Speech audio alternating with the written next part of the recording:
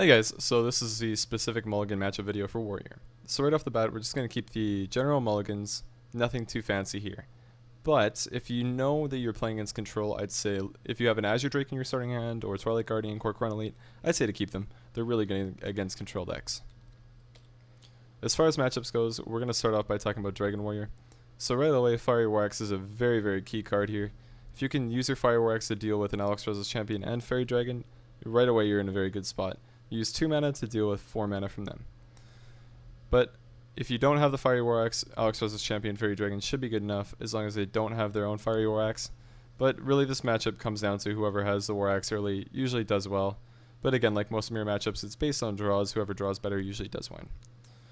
And also key cards here are Twilight Guardian and Blackwing Corruptor. Twilight Guardian is really good because it often forces out early executes, so then your bigger minions like Rag will stay alive. And it simply does that because Dragon Warrior, they have easy ways to deal 3 damage, and then anything more than that is tough.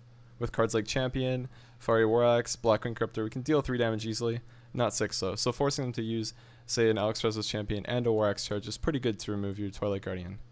And then Blackwing Corruptor is a key card here, simply because you can deal 3 damage to anything and develop a big minion, a 5/4. It's pretty big and again tough to deal with because it has 4 health. And I'd also say think ahead and plan to counter your opponent's turns, but I think that's enough for Dragon Warrior. Next, we'll talk about OTK. So OTK Warrior can be kind of a tough matchup if you don't get the very aggressive cards early. So key cards on this matchup are cards like Alex Rose's Champion and Corcoran Elite. Cards that you can punish them with, just go face with, put a lot of pressure on them early, force them to use their removal suboptimally. It's very good. Another thing to consider here is possibly teching in Fierce Monkey instead of using Frothing Berserker, simply because taunts can win you the game against this deck. So another reason for including Choma as well, just to counter the OTK combo at the very end there. Next up, we'll talk about Control and Cthulhu Warrior. So these are 2 decks you really want to have early pressure with. You really just want to have good cards like Alex Rose's Champion and be able to put a lot of damage in early. Have a good curve. If you can curve like Alex Rose's Champion into Frothing Berserker, into Twilight Guardian, into Blackwing Corruptor, then follow up with Draconoid Crusher, you're usually going to win the game. It's just so much pressure. And play around brawls if you can. Try and bait out shield slimes and executes, so if you do make it later on into the game, your Deathwing won't instantly die when you play it. That's also a really good card to come back with in these control matchups, is just if you have no cards in your hand and you're in a really bad spot, go ahead, throw it down, force your opponent to have the removal. Otherwise you get a 12/12 that you can start smacking face with and hopefully win the game with that.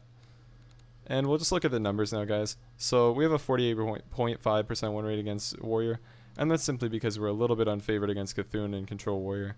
If we don't get an aggressive start, then it usually spells our defeat here. And I think that Cthulhu Warrior is a good answer to Dragon Warrior, so long as they do have the 10 attack on Cthulhu, so they can get cards like Ancient Shield Bearer, Veklarov. They get those 2 minions on turn 7. It's usually pretty tough for us to win after that.